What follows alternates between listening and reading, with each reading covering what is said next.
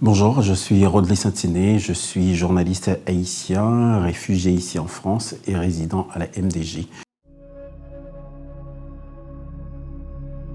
Actuellement, le pays connaît le chaos total avec une forte montée des violences des gangs.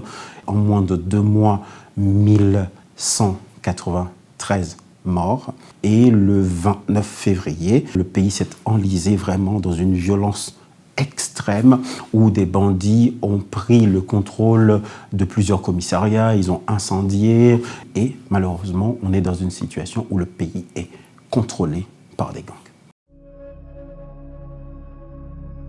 L'État est quasiment inexistant et ceci depuis un bon moment en fait.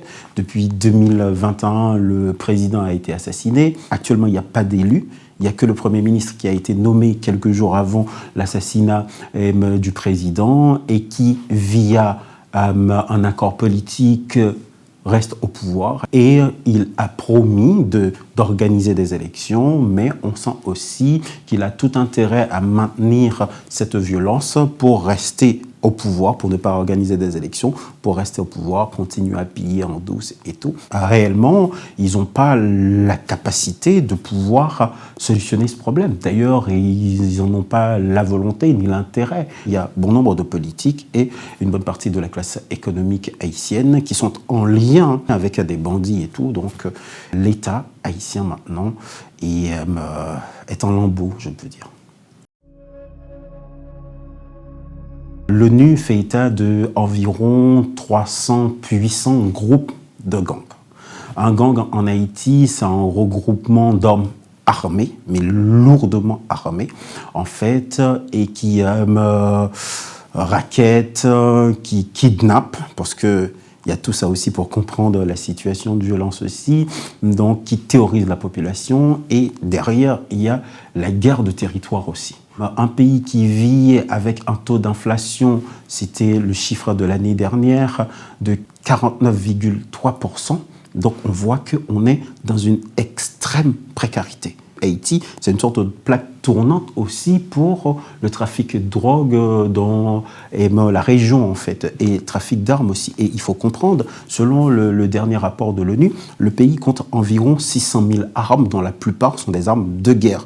À 98%, ils proviennent tous des États-Unis d'Amérique. Est-ce que les États-Unis, entre autres, ou les pays, plus généralement les pays dits amis d'Haïti, n'ont pas une réelle volonté de maintenir Haïti dans une telle situation?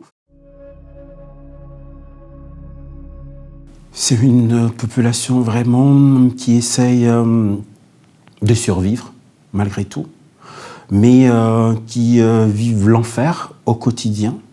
Parce que moi-même, personnellement, depuis mon départ, ma famille a dû changer de quartier à 4 reprises, parce que je suis journaliste, entre autres, mais parce que aussi l'insécurité généralisée aussi, et la violence des gangs pousse la population à fuir. Et malheureusement, quand ils fuient, en fait, ils n'ont pas vraiment d'endroit sécuritaire où aller. C'est un peuple, voilà, qui est dans son propre pays, mais qui est obligé à fuir son propre pays, mais à l'intérieur. Et parce que pour la plupart, ils ne peuvent pas avoir un visa et pouvoir quitter le pays. Et c'est peut-être malheureusement la seule alternative que maintenant un Haïtien pense, c'est pouvoir vraiment quitter le pays, parce que le pays devient un enfer. Il y a plusieurs propositions. Ça fait déjà 1 an depuis qu'on parle de l'arrivée d'une mission, d'une force multinationale pour aider Haïti. 95% de la région métropolitaine de Port-au-Prince est contrôlée par des groupes armés. Et ce sont des quartiers difficiles d'accès, parce qu'il y a de la population civile qui sont obligés de rester là-bas aussi, parce que les bandits utilisent la population civile aussi comme bouclier humain. Donc ce serait très difficile. Je pense qu'on devrait donner les moyens à la police nationale, parce que je crois vivement que les policiers haïtiens pourraient mieux être efficaces que d'autres policiers étrangers pour apporter une solution, ne serait-ce que militaire. Mais de l'autre côté, il faut qu'il y ait une solution socio-économique aussi pour réduire cette précarité qui est aussi le corollaire du banditisme et tout. Et on a beaucoup de travail à faire, mais je pense que la solution ne peut être qu'une solution haïtienne. J'ai le sentiment que je serais beaucoup plus utile en Haïti qu'ailleurs, parce que Haïti a besoin de tout. Haïti a besoin des journalistes, Haïti a besoin vraiment des gens qui puissent vraiment faire bouger les lignes. Et il est vrai que le contexte actuel m'empêche de pouvoir revenir tout de suite, parce que je souhaite vraiment participer au renouveau d'Haïti. Donc je souhaite pouvoir y retourner un jour. Un message aux Haïtiens pour terminer, à tous mes frères haïtiens. C'était ensemble, c'est main en main qu'à sauver Haïti. C'est une prise de conscience haïtienne qui peut vraiment nous sortir de ce marasme.